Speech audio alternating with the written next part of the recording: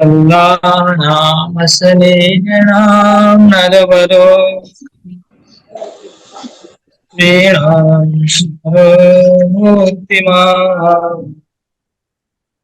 गोपानां स्वजनों सुतां क्षितिभुजां शास्तास्व पितृशिशुः मृत्युभोजपते विराड विदुषा तत्त्वं योगिना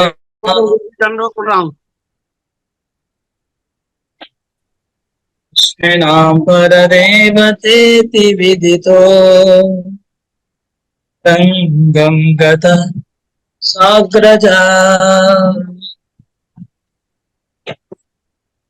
श्री कृष्ण और बलराम जब रंगभूमि में रंगमंच में प्रवेश किए, रंगभूमि कहते हैं परफॉर्मेंस, जहाँ स्टेज परफॉर्मेंस होता है उसको रंगभूमि कहते हैं। बस करना पड़ेगा।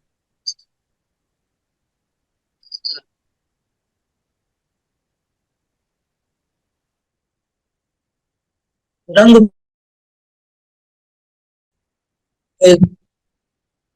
स्टेज होता है, परफॉर्मेंस होता है, रंगमंच, इसको रंगमंच कहते हैं, रंगभूमि कहते हैं। तो यहाँ पर कृष्ण की जो सभा है उसको रंगमंच क्यों कहा गया? कि जो कुश्ती का आयोजन हुआ था वो एक परफॉर्मेंस था। कुश्ती का आयोजन किया गया था, एक खेला बोलते हैं ना, जैसे अभी बेंगोली में खेला, बहुत बड़ा एक स्पोर्ट्स था कुश्ती का, और ये इंटरनेशनल लेवल का था स्पोर्ट्स। इंटरनेशनल गेस्ट उसमें इनवाइट किए गए थे, पूरे विश्व के सब राजा लोग आए देखने। और जहां पर कुश्ती लड़ाई होगा वो हाई ऊंचा प्लेटफॉर्म, सब लोग देख सकते हैं, उसको रंगभूमि कहते हैं, रंगमंच। श्री कृष्ण जब रंगमंच के ऊपर चढ़े, तो श्री कृष्ण हीरो है, इंटरनेशनल कंस ने आयोजन किया है श्री कृष्ण को ग्लोरीफाई करने के लिए। कंस ने आयोजन किया ये इंटरनेशनल स्पोर्ट्स खेला, और उसका मेन हीरो कौन है? कृष्ण बलराम। ओपोनेंट पार्टी है चाणूर और मुष्टिक। ये कृष्ण जब स्टेज के ऊपर एंट्री किए, एंट्री इतनी जोरदार एंट्री की है कृष्ण ने, वो उसका वर्णन है। जैसे कोई स्टेज पे एंट्री करता है तो बहुत तालियां बजती है ना, बहुत स्पेशल एंट्री करने का भी एक स्टाइल होता है।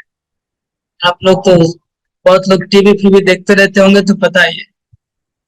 एंट्री करने का जो कृष्ण का जो मौसम, जिस एंट्री की है, ऐसा एंट्री किए कि सब लोग मुग्ध हो गए। पूरा एंटायर ऑडियंस कृष्ण को देखे सबके सब की आंख चकाचौंध हो गई। अब उसमें फेवरेबल कुछ लोग थे, कुछ प्रतिकूल लोग थे, कुछ अनुकूल थे, कुछ कृष्ण के फेवर में थे, कुछ अगेंस्ट।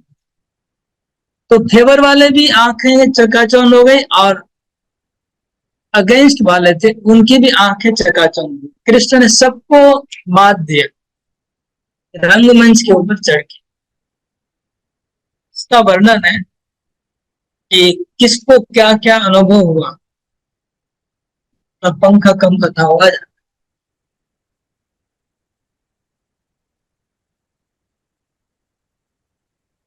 क्या बात के साथ हमको कंपटीशन कर। ओके, वो श्री कृष्ण जब स्टेज के ऊपर चढ़े हैं, कृष्ण बलराम दोनों, उनको देख के एंटायर ऑडियंस, जितने भी लोग एकत्रित थे, उसमें से कोई भी नहीं बचा, सब के सब लोग उनको देख के चकाचौंध हो गए, सबकी आंखें चकाचौंध हो गई। लेकिन प्रतिक्रिया तो हुई सबके ऊपर, लेकिन प्रतिक्रिया अलग अलग प्रकार से हुई।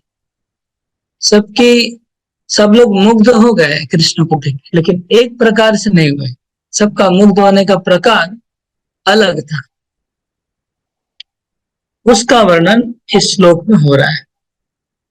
इसका कृष्ण के ऊपर क्या प्रभाव पड़ा? सबके ऊपर अलग अलग प्रभाव पड़ा, लेकिन प्रभावित सब हुए। इन्फ्लुएंस सबके ऊपर हुआ है, लेकिन इन्फ्लुएंस एक जैसा नहीं हुआ है। जैसे अगर कोई व्यक्ति आज विश्व में कोई अगर बहुत विजयी हो जाए, तो चर्चा सब लोग करेंगे, उसके बारे में सोचेंगे सब लोग, लेकिन कुछ लोग नेगेटिव सोचेंगे, कुछ लोग पॉजिटिव, लेकिन उसका नाम लिए बिना कोई रहेगा नहीं। प्रभावित सब लोग होंगे, यही बात है। कृष्ण से प्रभावित सब लोग हुए। तो अब हम देखते हैं दोबारा, कल तो डिस्कस किया था कि कौन कौन किस प्रकार से प्रभावित हुआ, और जीव गोस्वामी ने इस श्लोक के ऊपर बहुत बहुत ज्यादा लंबा कमेंट्री किया है, क्योंकि मोस्ट इम्पोर्टेंट है श्लोक समझने के लिए हमारे फिलोसफी को। ऐसा वर्णन रामायण में भी है। कोई बता सकता है? एकदम सेम श्लोक रामायण में भी है। रामचंद्र को देख के ऐसे ही पूरी जनता प्रभावित हो गई थी। वहां पर भी ऐसे सब रसों का वर्णन है कि कौन कैसे प्रभावित हुआ था। अगर कोई रामायण जानने वाला है तो बोल सकता है। वो माता जी नहीं है आज, लगता है वो जानते बोलते रहते हैं। उषा के सरवाने माता जी।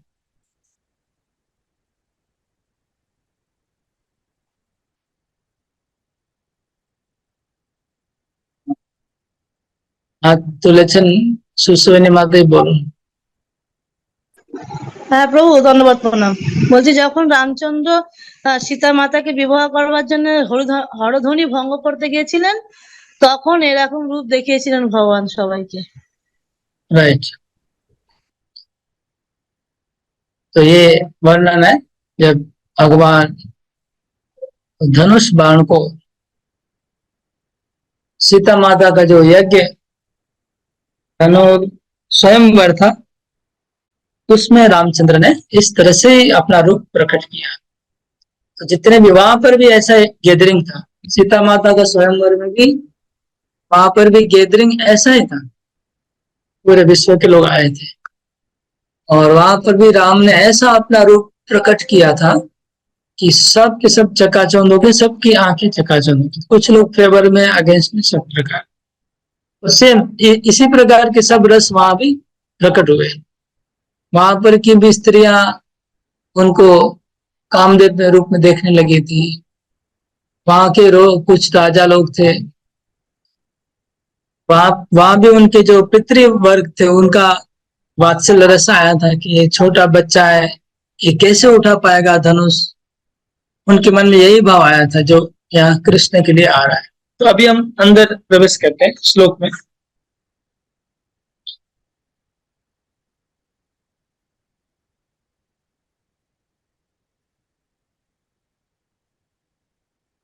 पहले तो इसमें 10 रसों का वर्णन आया। श्रीधर स्वामी लिखते हैं पहला रस रुद्र है, मतलब मल्लानाम असनी।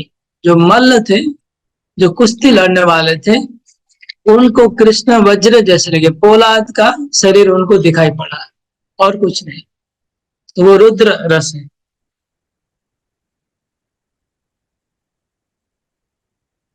फिर निर्णाम नरवरो, और जो जनता थी, साधारण जनता, वो लोग अद्भुत अद्भुत रस, उन्होंने कृष्ण को अद्भुत रूप से देखा। मल्लाना असनी, जो मल्ल थे, चाणूर और मुष्टिक, उनको कृष्ण का शरीर वज्र रूप में दिखाई पड़ा। इनमें भक्ति नहीं है, ये लोग कृष्ण के विद्वेषी हैं, इसलिए इसमें कोई भक्ति रस का इसमें हम लोग वर्णन नहीं कर सकते। हाँ, ये भक्ति रस नहीं है। ऐसे ही रौद्र रस है, इन जनरल, लेकिन चाणूर मुष्टिक भक्ति रस में नहीं आएगा। उसके बाद अद्भुत रस, अद्भुत के लिए बोल रहे हैं जीव गोस्वामी लिखते हैं कि जो जन साधारण है, जनता है, वो लोग क्या देख रहे हैं उनको, अच्छा इसको जीव गोस्वामी सबको ना, ये जो 10 प्रकार के लोगों को 4 कैटेगरी में भाग करते हैं। 4 कैटेगरी क्या है? पहला कैटेगरी जो कृष्ण के अगेंस्ट में है, कुछ लोग हैं जो कृष्ण का एनिमी है, कृष्ण के दुश्मन है। उनका नेचुरली, उनको तो कृष्ण को देख के उनके मन में ईर्ष्या आएगी, तो ईर्ष्या से उत्पन्न होने वाले 2-3 रस का वर्णन। और फिर कुछ लोग अज्ञानी हैं, अज्ञानी मतलब मूर्ख है। कृष्ण ने गीता में कहा है कि अवजानन्ति मां मूढ़ा, मूढ़ लोग मेरी अवज्ञा करते हैं। ऐसे अज्ञानी कुछ है, तो अज्ञानी लोग का भी वर्णन इसमें, वो भी रस का कोई आस्वादन, भक्ति रस का आस्वादन नहीं कर रहे। उसके बाद सज्ञानी, कुछ लोग ज्ञानी हैं इसमें, जिनको ज्ञान है। ज्ञान है, क्या ज्ञान है? कि कृष्ण परमात्मा, कृष्ण परब्रह्म है, ब्रह्म ज्योति है। ऐसे लोग हैं, उनको भी रस का आस्वादन नहीं होगा। और इसके बाद चौथी कैटेगरी है अनुकूल, मतलब कृष्ण के प्रति किसी को प्रीति है, अनुकूल है, प्रीति वाले लोग, वो लोग रस आस्वादन कर रहे हैं। तो 4 कैटेगरी समझ गए। पहला कैटेगरी जो कृष्ण के एनिमी, अपने कृष्ण के प्रति उनको शत्रुता है, कृष्ण को वो द्वेष करते हैं, मतलब कृष्ण को हमेशा, कृष्ण को वो द्वेष कर रहे हैं, कृष्ण को मारने का प्रयास कर रहे हैं। ऐसी कैटेगरी कुछ कौन कौन है? जैसे यहाँ पर मल्ल है, जो मल्ला नाम, जो मल्ल लोग हैं, चाणूर मुष्टिक, वो उस कैटेगरी में। और कंस है, और जो दुष्ट राजा लोग थे, वो 3 प्रकार, कंस, फिर असत राजा, जो असुर राजा लोग, जरासंध आदि जो बड़े बड़े राजा थे, तो और मल्ल, 3 कैटेगरी तो उसमें नहीं है। फिर अज्ञानी, जिनको ज्ञान नहीं है, वो एक कैटेगरी इसमें आया अज्ञानी का। जैसे विराट अविदुषा, इसमें अज्ञानी। और सज्ञानी हो गए तत्वम परम योगिना, योगी लोग उनको परम तत्व रूप में देखे। उसके बाद प्रीति वाले 5 प्रकार के लोग हैं, 5, 6, 7, 8, 9, 10, ये 10 कैटेगरी हो गई। 3 कैटेगरी हो गई जो भगवान के एंटी थे, एक कैटेगरी थे जो अज्ञान में थे, और एक व्यक्ति है जो ज्ञान में थे, और 5 प्रकार के लोग जो भगवान की प्रीति में थे। तो इसमें 50% लोग, 10 में से 5 लोग हैं जो भगवान को प्रीति से, बस से इन्फ्लुएंस हुए, और 5 लोग बिना प्रीति के ऐसे ही भगवान से इन्फ्लुएंस हो गए। तब ये 10 प्रकार के लोग हैं। तो इसका जो क्रम है, वो क्रम कैसे दिया है? बोले क्रम हो गया कि सुखदेव गोस्वामी जब देखते हैं अपनी दृष्टि से रंगमंच को, तो उनको एक के बाद एक जो लाइन में दिखने लगा, उसको ही बोलते गए। सबसे पहले मल्लों को देखा, फिर जनसाधारण को दिखाई पड़ा, फिर स्त्रियों को, ऐसे एक के बाद एक देखते गए, बोलते गए। तो इसलिए ये क्रम है। रौद्र अद्भुत, स्त्रियों के लिए श्रृंगार, और जो ग्वाल बाल थे उनके लिए सख्य और हास्य रस एक साथ है। सखा लोग थे, उनको हास्य रस का अनुभूति हुआ। और इसके बाद वीर रस का अनुभव हुआ, जो दुष्ट राजा लोग थे, असुर राजा लोग पृथ्वी के, उनके लिए वीर रस का अनुभव किया। मतलब उनको कृष्ण शक्तिशाली एक दंड देने वाले एक योद्धा दिखाई पड़े। यहाँ वीर रस आया। और उसके बाद वात्सल्य रस के जो भक्त थे, जैसे नंद महाराज, यशोदा, वसुदेव, देवकी, इनको कृष्ण एक शिशु दिखाई पड़े। शिशु मतलब उनको लगा कि अभी कृष्ण, एक्चुअली शिशु मतलब 5 साल का बच्चा, 5 से छोटा, 3 साल के बच्चे को शिशु कहते हैं। लेकिन कृष्ण तो अभी बड़े हो गए, किशोर है, फिर भी उनको शिशु दिखाई पड़ा। इसलिए उनका रस करुण, दया, उनको दया आई। इतना कोमल छोटा बच्चा है, इसको इतने बड़े मल्लों से युद्ध कराया जा रहा है, ये अन्याय हो रहा है, गलत हो रहा है, ऐसा विचार आया। और कृष्ण को कहीं लग जाएगा, उनको मतलब वो डर गए। डर के मारे उनको दुख होने लगा, उनको दुख हुआ, इसलिए वो करुण रस यहाँ प्रकट हुआ है। दया, करुण रस प्रकट हुआ है। इसके बाद यमराज, सॉरी, कंस को मृत्यु दिखाई पड़े कृष्ण।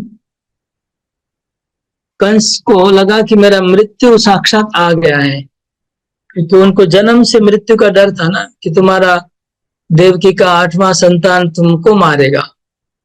तो हर दिन तो यही गिनता रहता था कि मेरा कब मृत्यु होगा, कब मेरा मृत्यु होगा।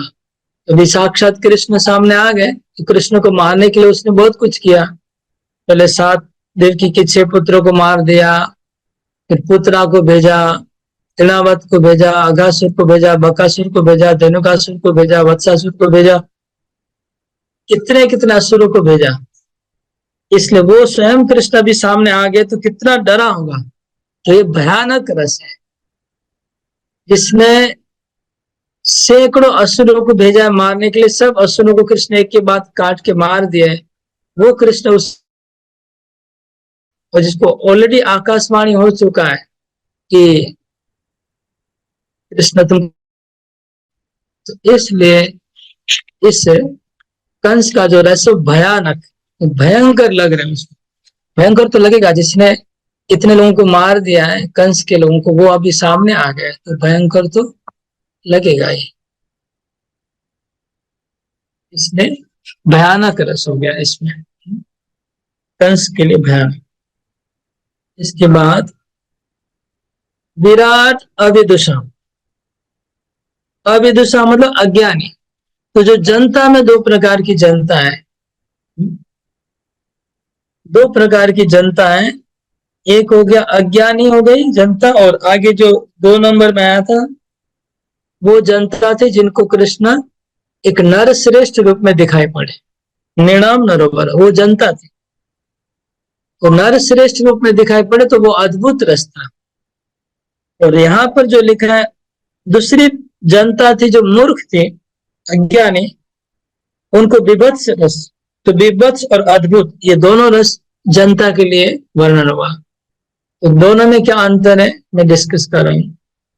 विभत्स रस और अद्भुत रस। तो अद्भुत रस कुछ जनता ने अनुभव किया, और कुछ जनता ने, जनगणों ने विभत्स रस का अनुभव किया। दोनों अद्भुत और विभत्स एकदम सेम जैसा दिखता है, दोनों एकदम बहुत क्लोज है, लेकिन इसमें बहुत सूक्ष्म अंतर बताया जा रहा है। विभत्स रस देखने वाले नॉन डिवोटी है, अज्ञानी है, मूर्ख है, और अद्भुत रस वाले भक्त हैं। तो वो भक्ति का रस हो गया, और ये भक्ति का रस नहीं हुआ, विभत्स वाला। ये लोग अज्ञानी थे, उनको विभत्स रस हुआ है, वो भक्त नहीं थे। तो कैसे हुआ? तो जन साधारण में जो कुछ लोग ऐसे थे जिनको कृष्ण का रूप देख के अच्छा लगा, निराम नर वरु, मतलब ये तो मनुष्यों में श्रेष्ठ है, ऐसा उनको अनुभव हुआ।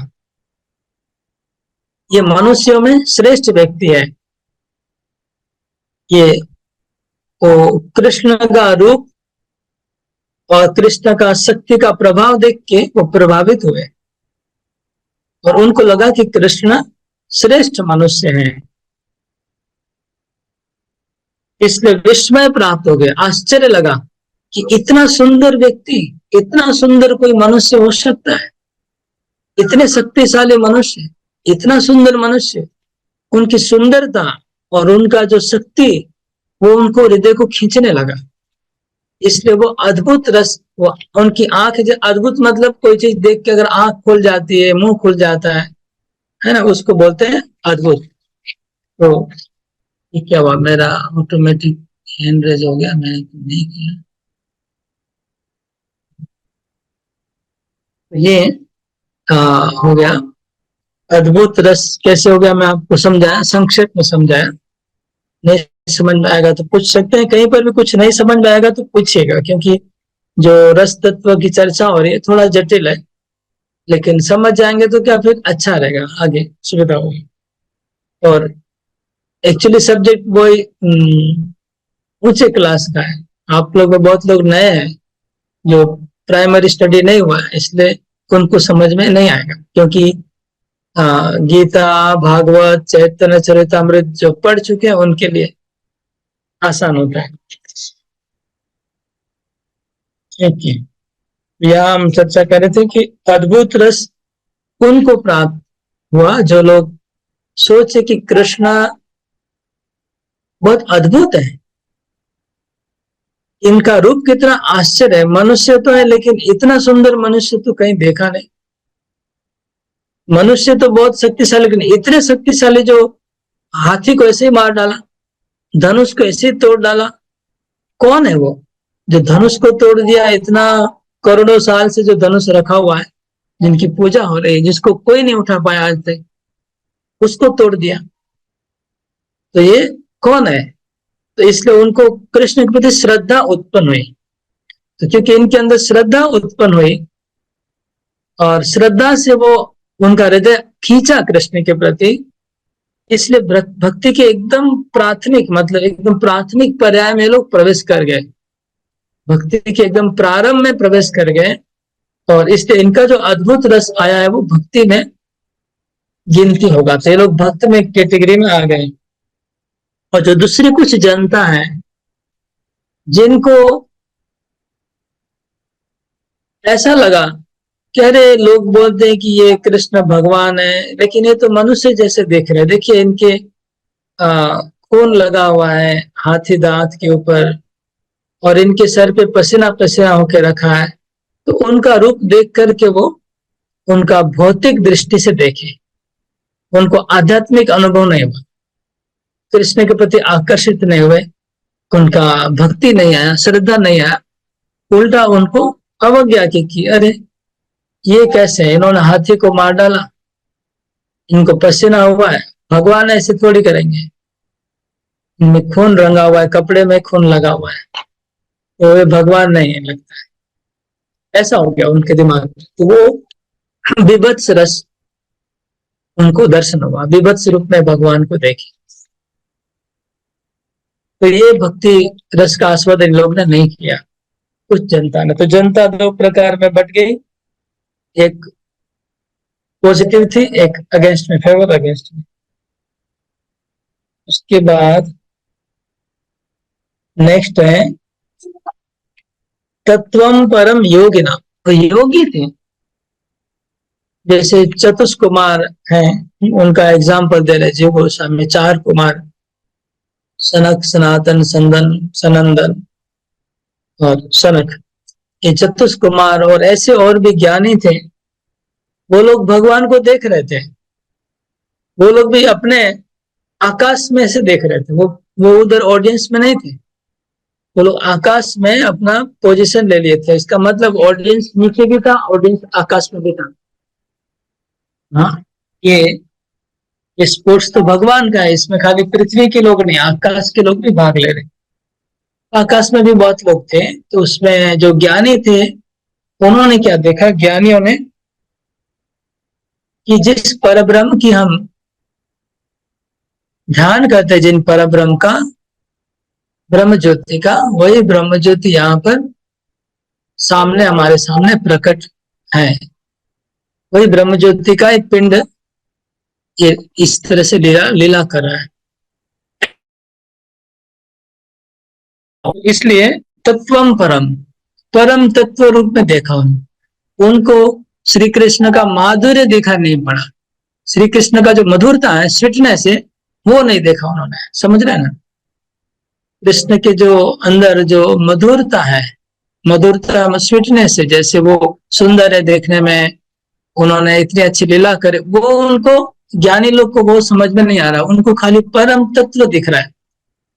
तो इसलिए इनका कैटेगरी भी भक्तों में नहीं आ रहा है। जीव गोस्वामी बोलते ये भी भक्ति का रस नहीं है, ये शांति, शांत रस में आ गए। ऐसे इनको शांत रस की कैटेगरी में डाला जा रहा है, ये भी भक्ति रस का आस्वादन इसमें नहीं है, प्रीति रस नहीं है, प्रेम नहीं है, शांत रस है।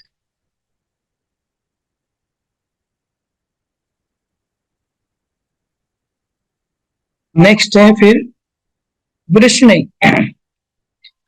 वृष्णि मतलब यादव। यादव मतलब जो मथुरा और द्वारका के जो लोग हैं वो लोग, तो मथुरा द्वारका के जो कृष्ण के जो रिलेटिव है, कृष्ण के माता, चाचा, चाची, मौसी, मौसा, जितने भी दादू के दादाजी और चचेरे भाई है, सब जितने रिलेटिव है कृष्ण के, मतलब वसुदेव देवकी के पुत्र कृष्ण है, देवकी नंदन वसुदेव नंदन है। तो वसुदेव देवकी के जो परिवार वाले सब है, वो सब मथुरा में वास करते हैं और द्वारका में। तो वो लोग ने क्या देखा, पर देवता, उनको लगा कि हम जिस प्रभु की घर में आराधना करते, जिनकी पूजा करते हैं, वही प्रभु आज प्रकट रूप में हमारे सामने प्रकट हो गए हैं, ऐसा उन्होंने देखा, पर देवता। तो उनका ये दास्य रस माना जाएगा, क्योंकि उन्होंने भगवान को इष्ट देव रूप में देखा। उन्होंने ये नहीं देखा कि कृष्ण हमारे पोते हैं, हमारे भतीजे हैं, ये भाव उनका छूट गया। कृष्ण हमारे भतीजे हैं, हमारे भाई हैं, ये भाव उनका हृदय से छूट गया, और क्या भाव आ गया, ये हमारे इष्ट देव हैं, इसलिए वो दास्य रस में आएगा।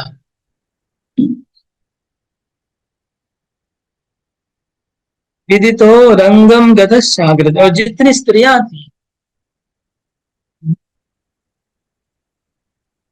बीच में एक लाइन मिस हो गया, पूरा कुछ कुछ मिस हो गया, वापस कवर करता हूं, छूट गया।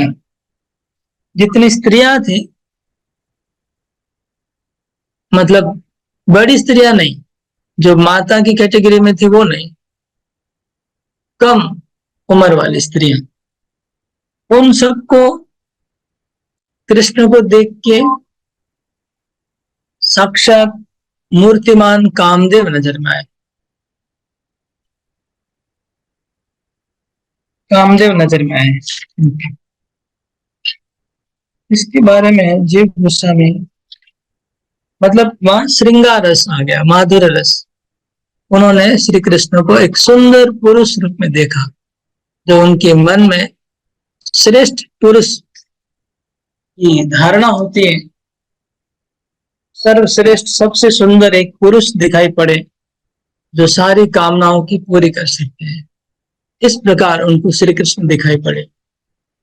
क्यों, ये भी फेवरेबल में आएगा, ये अनफेवरेबल नहीं है, भक्ति का अनुकूल है। और जो ग्वाल बाल थे, गोपानाम स्वजनों, ग्वाल बाल ने सोचा, श्रीदाम और मधुमंगल, ये लोग भी ऑडियंस में थे, ये लोग ने सोचा, अरे श्री कृष्ण तो हमारा मित्र है, देखो कितना उसको ऊंचा पद मिल गया। हम लोग के साथ खेलते रहते हैं, कबड्डी में हार जाते हैं, लेकिन अभी ये कहाँ जा रहा है कृष्ण, इतना बड़ा प्लेटफॉर्म स्टेज के ऊपर देखिए कृष्ण जा रहा है, और उसके हाथ में हाथी का दांत है और खून लगा हुआ है। तो वो लोग हंस रहे थे, जोक कर रहे थे आपस में, सखा लोग आपस में जोक करने लग गए, कृष्ण को देख के हंसने लग गए। तो उनको कोई डर नहीं आया मन में कि कृष्ण को मारेगा, और उनको विद्वेष द्वेष भी नहीं आया कृष्ण के प्रति। वो लोग के लिए कि जोक हो गया, हास्य रस प्रकट हुआ सखाओं में।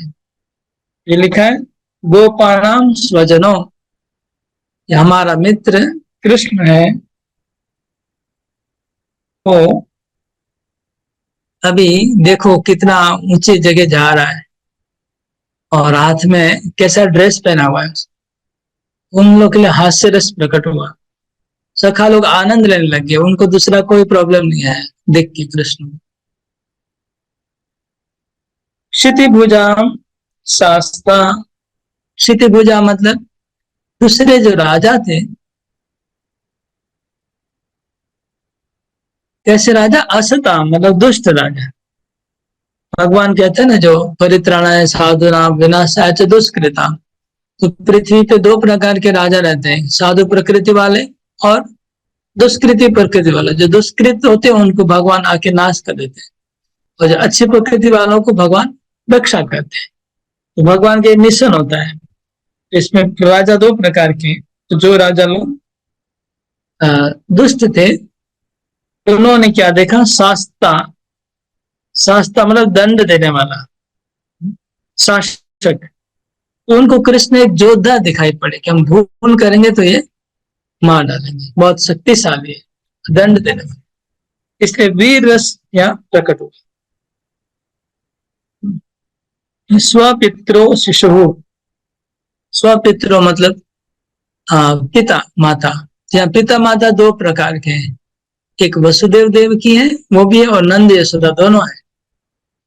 नंद यशोदा भी उपस्थित है, वृंदावन से आए हुए हैं। और सॉरी, यशोदा माता है कि नहीं मुझे पता नहीं, लेकिन नंद महाराज है, ठीक है ना। तो नंद महाराज और बाकी उनके उपनंद, नंद महाराज के भाई लोग, जो चारों भाई है, वो सब पिता ही है, कृष्ण के पिता के जैसे हैं। वो जो पितर है, पितर हो गए नंद महाराज, उनके भाई लोग, और यहाँ पर वसुदेव और देव की पितर हो गए। उनको कृष्ण शिशु जैसे लगे। तो यहाँ पर जीव गोस्वामी में एक इंटरेस्टिंग एक पॉइंट डिस्कस कर रहे हैं कि वसुदेव देवकी को कृष्ण शिशु क्यों दिखाई पड़े, ऐसा जीव गोस्वामी बोल रहे हैं। क्योंकि जब कृष्ण जेल में प्रकट हुए थे, उस समय वसुदेव देवकी ने कृष्ण को कहा था कि आप शिशु रूप, बाल रूप में बन जाइए, है ना, शिशु रूप प्रकट करिए। वसुदेव देवकी ने कहा था और उनकी स्तुति की थी, भगवान की स्तुति की थी। मतलब वसुदेव देवकी के अंदर में ज्ञान है कि कृष्ण भगवान है, कृष्ण प्रभु है, ये ज्ञान उनके अंदर बना रहता है, बना रहता है। वो कृष्ण को छोटा बालक नहीं समझते हैं। मतलब उनका एक एक चीज को कहते हैं ऐश्वर्य और एक चीज को कहते हैं माधुर्य, ठीक है, दो चीजें, ऐश्वर्य और माधुर्य। तो ऐश्वर्य मतलब जब याद रहता है कि कृष्ण भगवान है तो ऐश्वर्य कहते हैं, और जब याद नहीं रहता है कृष्ण भगवान है और कृष्ण खाली हमारा पुत्र है, वह हमारा सखा है, हमारा प्रेमी है, यही बात केवल याद रहती है, तब उसको माधुर्य कहते हैं। ठीक है, याद रखिएगा ऐश्वर्य और माधुर्य क्या है। माधुर्य मतलब जब ये याद रहता है कि कृष्ण हमारे सखा है, हमारे प्रेमी है, हमारे पुत्र है, और भगवान है, जब याद नहीं रहता तो उसको माधुर्य कहते हैं। और जब भगवान है याद रहता है तो ऐश्वर्य कहते हैं। वसुदेव देवकी में ऐश्वर्य भाव रहता है, उनको पता है कि कृष्ण भगवान है। नंद यशोदा में माधुर्य भाव है, ठीक है। जीव गोस्वामी यहाँ कहते कि वसुदेव देवकी ने भी शिशु रूप में कृष्ण को क्यों देखा, क्योंकि उनके अंदर तो ऐश्वर्य भाव है। वो कहते हैं कि ऐसा लग रहा है कि नंद महाराज और यशोदा का संग प्राप्त करके, नंद महाराज से मिलने के बाद हो सकता है उनका भी नंद महाराज का इन्फ्लुएंस हुआ और उनकी उनकी कृपा से उनके अंदर भी माधुर्य थोड़ा प्रकट हुआ, इसलिए उन्होंने भी शिशु के रूप में कृष्ण को देखा। ये बात जी गोस्वामी ने कहा कि नंद महाराज के इन्फ्लुएंस से ऐसा हुआ। हाँ सदानंद गिरधारी को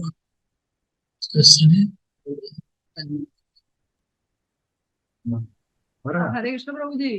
दंडवत प्रणाम प्रभु जी। हाँ बोलिए माता। प्रभु जी इधर ऐश्वर्य के साथ माधुर्य कैसे आया? ये वात्सल्य है ना प्रभु? हाँ मिक्स है ऑब्वियसली, ऐश्वर्य माधुर्य मिक्स माधुर्य है। है, माधुर्य। हाँ माधुर्य मतलब स्वीटनेस। अच्छा अच्छा वो। हाँ माधुर्य, श्रृंगार रस को भी हम लोग माधुर्य कहते हैं, लेकिन हाँ। एक्चुअली माधुर्य का मीनिंग श्रृंगार नहीं होता, माधुर्य मतलब स्वीट। वृंदावन का सब रस ही माधुर्य है। ओके। वृंदावन के जितने भी रस हैं सब माधुर्य है, ऐश्वर्य किसी में नहीं है। और फिर श्रृंगार रस को केवल माधुर्य फिर से कहते हैं, वो कहा जाता है, लेकिन श्रृंगार रस है। ठीक है ना। अभी तो टोटल कंप्लीट हुआ, तो आप लोग ने समझ में आया कि नहीं? कौन कौन कैटेगरी के लोग थे, किसको कौन सा रस प्रभावित किया? तो उसमें जो ऑडियंस है उसमें कौन कौन है? पहले तो कंस है, एक नंबर ऑडियंस हो गया, ठीक है ना। फिर दूसरे कंस के मित्र जो दूसरे राजा है वो दो कैटेगरी। तीसरा हो गया मल, तो तीन नेगेटिव कैटेगरी हो गई, ठीक है ना। एक तो कंस, कंस के मित्र जरासंध और जितने भी बड़े बड़े राजा थे वो। और तीसरा हो गया ये मल। ये लोग ने कृष्ण को कैसे कैसे देखा, और तीनों के लिए आया। एक ने वज्र जैसा देखा, रौद्र, और एक ने मृत्यु जो देखे, साक्षात मृत्यु लगा उनको, तो भयानक भयानक रस आया कंस के लिए। और दूसरे राजाओं के लिए उनको वीर रस आया, तो वीर रस, भयानक रस और हो गया रौद्र। तीन उन कैटेगरी के लिए तीन रस आ गया। और अब कुछ राजा लोग थे, मूर्ख लोग थे, मूर्ख थे जो कृष्ण को अवज्ञा करते हैं, उनको आया अद्भुत रस। जो जनता, जनसाधारण तो चार चले गए, चार कैटेगरी। और पांच एक ज्ञानी थे कुछ, जैसे योगी थे और ज्ञानी थे, उनको भी कृष्ण का माधुर्य स्पर्श समझ में नहीं आया, सौंदर्य और कोई लीला समझ में नहीं आया। उन्होंने खाली कृष्ण को परब्रह्म रूप में देखा, वो भी शांत रस आस्वादन किए। तो शांत,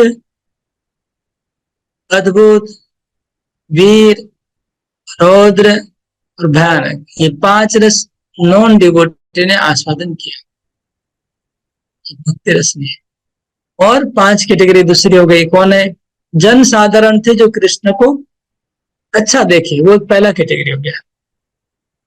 कृष्ण को उन्होंने एक सुंदर पुरुष रूप में देखा कि बहुत अच्छा, इतना आश्चर्य में इनका रूप है, तो वो आगे पहला रस हो गया अद्भुत रस। सॉरी, उसमें अद्भुत नहीं आएगा, उसमें विभत्स आएगा। जो पहले मैंने बताया विभत्स था, ये अद्भुत रस किधर आएगा? अद्भुत रस से प्रभावित हुए, पहला कैटेगरी। दूसरा कैटेगरी आएगा जो यादव थे, उनको इष्ट देव दिखाई पड़े, जो दास रस के भक्त थे, तो उनके लिए दास रस हो गया। वो कौन सा रस बताया उनके लिए? प्रेम, प्रीति रस, मतलब दास से प्रीति। उसके बाद प्रीति आई हमको, प्रेम भक्ति बताया, प्रेम भक्ति रस यादवों के लिए। और फिर इसके बाद की कैटेगरी आएगी सखाओं की। सखा लोग तो हंसने लगे कि मजा आ गया, कृष्ण को देखो कैसा इतना सुंदर लग रहा है, कृष्ण अभी दिखाएंगे, परफॉर्मेंस करेंगे। तो हास्य रस सखाओं का आया, हास्य रस। इसके बाद की क्रिकेट कैटेगरी आएगी वात्सल्य रस आएगी। जो माता पिता लोग थे उन्होंने वात्सल्य से सोचा, बहुत करुण दुखी हो गए कि हमारा बेटा कितना छोटा है, इनको ये लोग मार डालेंगे, क्या होगा। तो करुण रस में डूब गए, ये उसके भी ऊपर आ गए। और फिर फाइनली ये स्त्रियां थी, उनको श्री कृष्ण एक सुंदर पुरुष रूप में दिखाई पड़े, हमारे प्रेमिक जैसे दिखाई पड़े कृष्ण, कामदेव रूप। ये श्रृंगार रस हो गया। तो इस प्रकार से हम 10 कैटेगरी डिवाइड कर दिए। अभी समरी हो गया अच्छे से पूरा। हमने नीचे से ऊपर मैंने लेवल से बता दिया पूरा। आशा करता हूँ अभी समझ में आ गया होगा, है ना। कौन बता सकता है अभी इसको 10 को संक्षिप्त में एकदम शॉर्टली बताना, है ना। हाथ उठाइए।